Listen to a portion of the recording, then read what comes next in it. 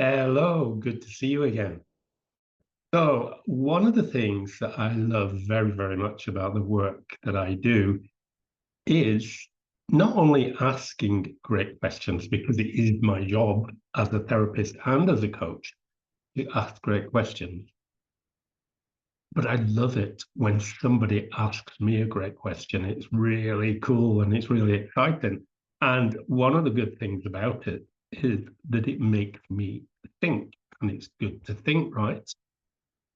So, the question I was asked this morning was, how does mindfulness contribute to well-being?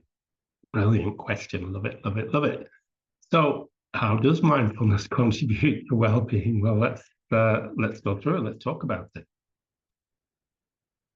It can contribute really significantly to overall well-being, and that's because it kind of helps us to develop a balanced connection between the mind and the body. So how does it play a key role in promoting physical, mental, and emotional health? There's evidence relating to all of this, by the way. So if you need to know the evidence before I go any further, you need to know where the evidence comes from if you want to see some references and so on. Drop me a message, leave a message in the comments, or send a direct message, and I will respond and give you what you need. Mindfulness reduces stress. It helps to reduce stress by encouraging people to focus on this, the present moment. And that's instead of dwelling on the past or worrying about whatever the future is going to bring. And if we can shift our focus from the past or the future to the present moment, it activates our body's relaxation response. It lowers cortisol levels and helps to mitigate the harmful effects of chronic stress. What's not to like? There are studies show that practicing mindfulness can reduce symptoms of stress, anxiety, depression, and other things. And it does that by helping us to approach our emotions with acceptance rather than judgment.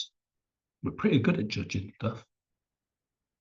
Acceptance is a little bit challenging sometimes. Mindfulness also helps us to enhance our emotional regulation. By practicing mindfulness, you become more aware of your emotional reactions without being overwhelmed by them. That's a big win, right?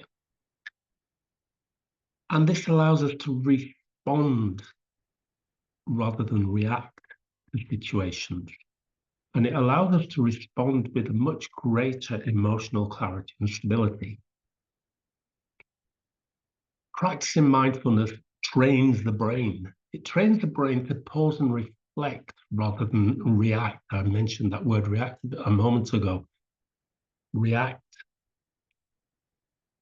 sometimes isn't good for us. Sometimes it charges our emotions. Sometimes it sends us down the wrong track even.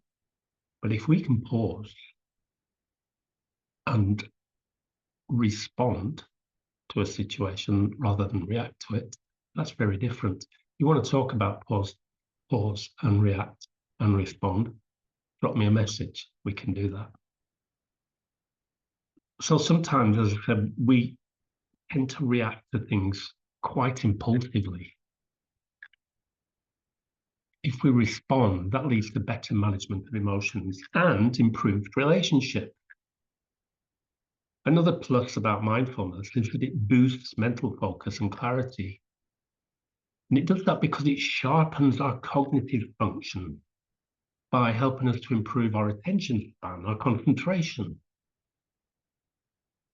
It trains the brain to focus on one thing at a time. And that enhances our ability to solve problems and make decisions. And it enables us to do that with clarity.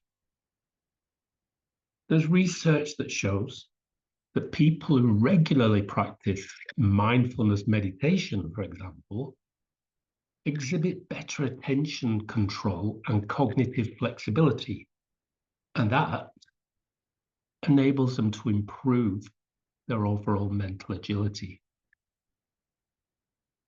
Think about it. Another plus, mindfulness helps us to improve our physical health because it contributes to physical health by promoting relaxation and reducing tension in the body.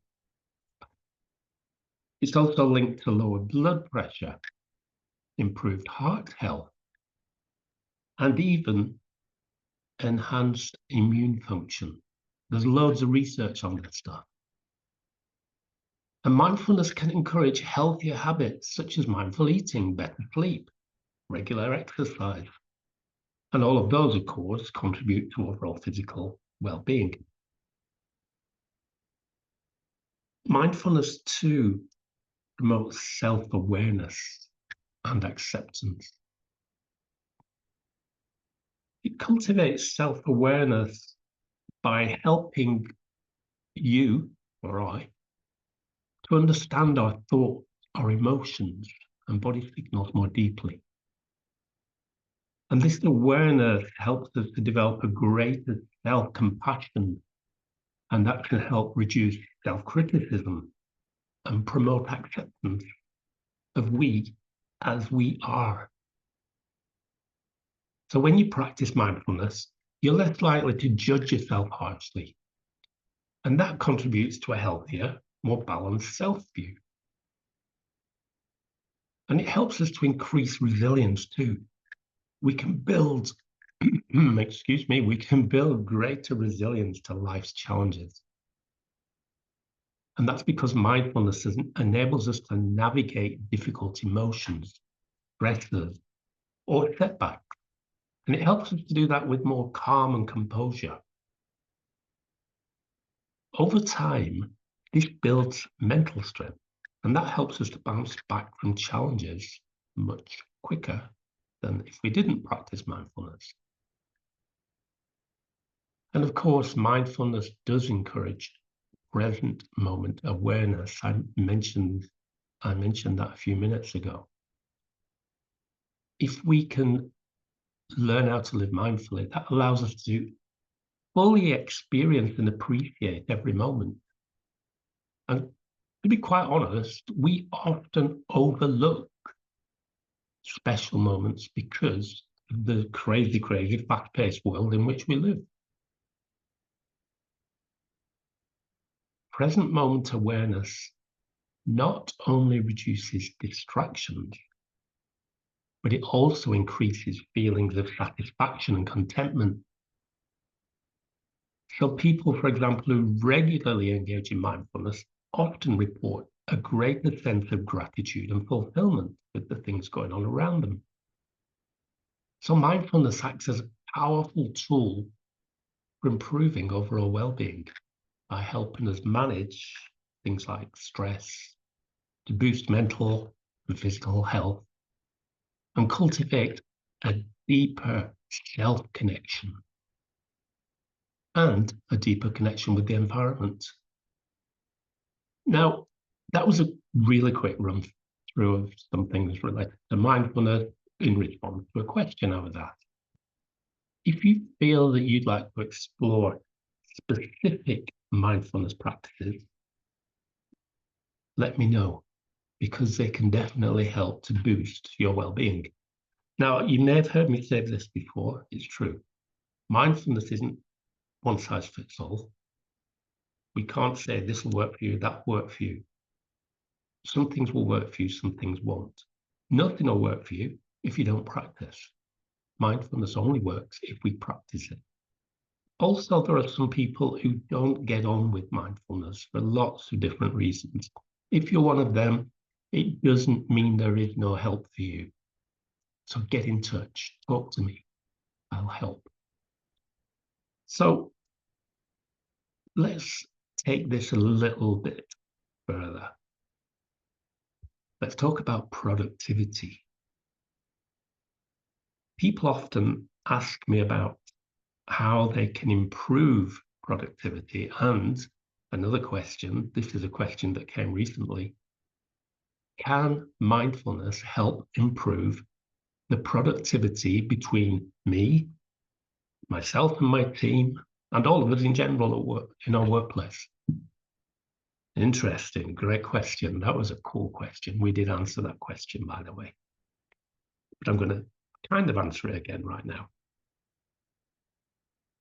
Mindful approaches to productivity focus on things like enhancing focus, reducing stress, and developing a balanced relationship with tasks. We have a relationship with tasks. Yeah, we do. Think about it. They don't answer back. Well, sometimes they seem to, don't they? And these methods, what they do, they aim to boost efficiency, and at the same time, they aim to prevent burnout or some sort of diminished well-being. So how can mindfulness improve productivity? And is there any evidence to say that it does? Well, yep, there's evidence. Let me know if you need to see some of the evidence. So let's talk about mindful breathing and meditation. But before I get on to that, I just want to mention something about meditation. The number of clients I've had over the last, let's say the last 5 years, the number of clients I've had over the last 5 years who have said to me, Steve, I don't do meditation. I can't meditate. I can't do it. Look upon it a different way.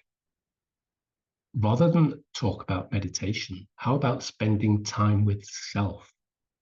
A lot of people never do that. Or if they do it very infrequently. So let's talk about mindful breathing. Let's talk about meditation for those who are happy with it. But let's talk about spending time with self for those who prefer to look at it in a slightly different way. There is no right or wrong. Incorporating short mindfulness kind of meditation or time with self or mindful breathing exercises can be very, very powerful. How does it improve productivity though? Well, it enables us to enhance our focus and our concentration. And it does that because it was what we're doing in effect through meditation, time with self, mindful breathing, is training our mind to stay present. This is where the do or do not comes in. If we practice mindful breathing, for example, and practice several times a day and do it every day and keep doing it and keep doing it, it helps to train the mind to stay present. If we do it once a week, it might help a bit, but it's not going to train the mind. It also reduces stress and anxiety. And those things, of course, can detract or distract from effective work. What about the evidence? Well, there was a Harvard study that talked about meditation increasing, wait for this, meditation increased the brain's gray matter in areas that were are linked to learning, memory, emotional regulation, improving cognitive function and focus. And then other research that was published in a psychology magazine, Psychological Science, shows that mindfulness practices enhance attention span and they enhance cognitive flexibility too. And those two things are key components of productivity. Let's talk about single tasking. Well, we all know what multitasking is, right? But I just want to put something right before I go into that. You hear people talk, don't you? Multitasking. I've been multitasking all day. I'm really good at multitasking. My partners are one of my partner's favorites. Women multitask, men can't. Truth is, none of us can multitask.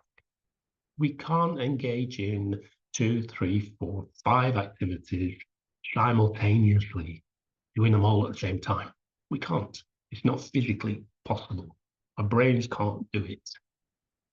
What, of course, we do is we'll have 5 activities on the go, and we'll do a bit of one, and then we'll jump to two, and then we'll jump to three, four, and five, and then back to number two, and then number one, and so on. So we're leaping around between all these tasks. That's multitasking. It's not doing some 5 activities all at the same time, although it may seem like that. So let's talk about single tasking. This is a way of, it's kind of like mindful task engagement. And what it does is it enables us to focus on one task at a time, giving it full 100% attention without switching between other activities, as I just said. So how does it improve productivity? Well, it reduces the cognitive load that's caused by trying to multitask. It leads to fewer mistakes and much quicker task completion. There's evidence as well. There's always evidence. I don't do anything if I can't find the evidence.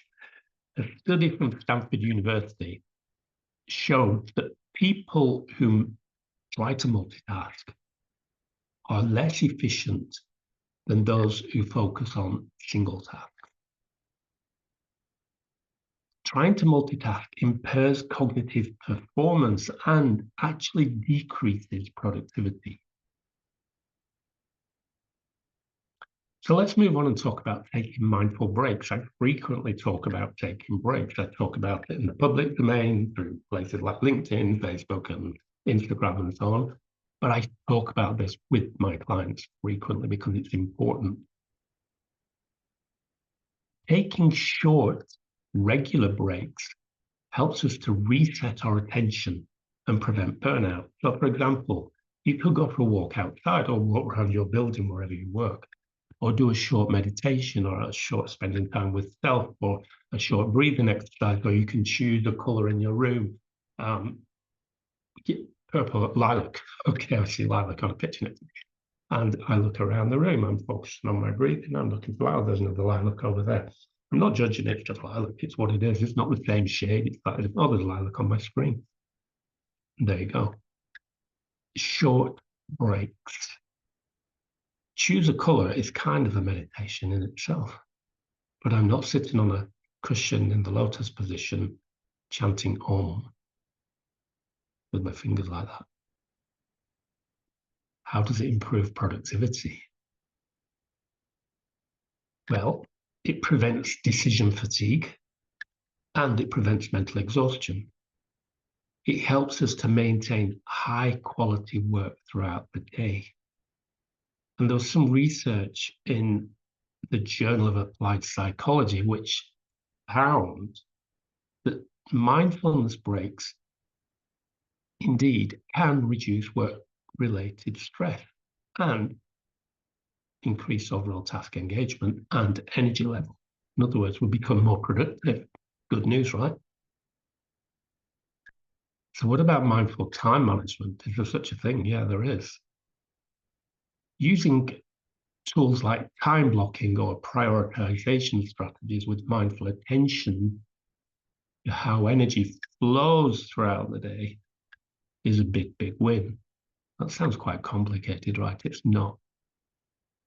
What happens is that to improve productivity here, we allocate energy to tasks during peak performance times. So, for example, creative tasks in the mornings when we're feeling fresh, admin tasks in the afternoon. There's lots of ways you can do it. Studies show that aligning work schedules with natural energy patterns and practicing time blocking at the same time actually significantly improves output and reduces stress. I have loads of exercises for this, by the way, for all of this stuff. I don't share most of those in public. Oh, that's a bit mean, right? Well, I've got to live. Haven't we all? So what about gratitude? Let's talk about gratitude. I often talk about gratitude. Gratitude practice for motivation. If we can take time to reflect on our successes or express gratitude for progress actually improves our productivity. Because it creates a mental state that can fuel motivation and increase resilience when we're facing challenges. And there are, of course, there are studies on this as well, but one of my favorite journals, the Journal of Positive Psychology, shows that practicing gratitude frequently leads to greater motivation and engagement, and that improves task performance over time. What's not to like? Is there such a thing as mindful email? When this was introduced to me some while back, I was a little bit skeptical at first. I thought, how can I fit mindfulness into mindful emails? Oh, I was interested. So let's talk about, for a few minutes, mindful email and communication management. By scheduling specific times for checking emails and communicating mindfully without constant interruption does improve productivity. And it does that because it reduces, the constant noise or barrage of notifications and distractions. And that allows for deeper, uninterrupted work periods. So, for example, my third task of each workday is that I check my emails. I check the emails, I get rid of anything that shouldn't be there, I read anything that is worth reading, and I respond to anything that needs a response. And when I'm done with that, I switch off the email program or the email window or whatever I'm using. And I don't look again until the evening. I don't get any notifications about emails on my phone. I've disabled that. I don't get any notifications about emails on my laptop. That's also disabled. So I go back in the evening at the end of the workday, or not quite the end, and look again. What's there now? What do I need to respond to? Anything urgent can come in by phone. And that seems to work for me. So is there any evidence of this? Well, I can talk about my own evidence, but that's really hearsay, isn't it? It's not evidence-based. Somebody directed me to a study when I said I was a little bit skeptical about this at first. There was a study that was published in a computer magazine, something about computers and human behavior. And it found that batching communication tasks often leads to less cognitive strain, and at the same time, it improves task efficiency. So how do these things work? Well, there's reduced cognitive overload for a start. Mindfulness does help reduce unnecessary mental clutter and distraction. And that creates more kind of mental bandwidth of focused work. We know that mindfulness helps with stress reduction because it reduces stress. It prevents the negative, or at least challenges the negative effect of anxiety and burnout. And that allows people to stay productive for longer periods. Although there's other research that I mentioned somewhere else here today that suggests that anybody who's working plus 40 or around about 50 hours in a week lose their productivity because that's too much. I know there are people out there, I know some of them are my clients, who quite proudly say, almost like it's a badge of honor, I work for 50 hours a week. But if you were to compare somebody doing the same job, working 37 hours a week, for example, to the 50-hour a week, the 37 would be more productive, generally speaking. It's interesting how to think about it. There's lots of research done today really coming from the neuroscience field. It's a fascinating field. Do some reading if you can. And research in neuroscience shows that mindfulness physically changes the brain by strengthening the areas that are responsible for things like focus, emotional regulation, and decision making. So if we can incorporate some of these productive things into a daily routine, that can enable us to do things like sustain our productivity, improve our productivity, and at the same time, it helps us to enhance our overall well-being. So if you need more suggestions, detailed methods, questions answered, get in touch, and I'll be happy to respond. Have a brilliant day. Take care. I'll speak to you again really soon.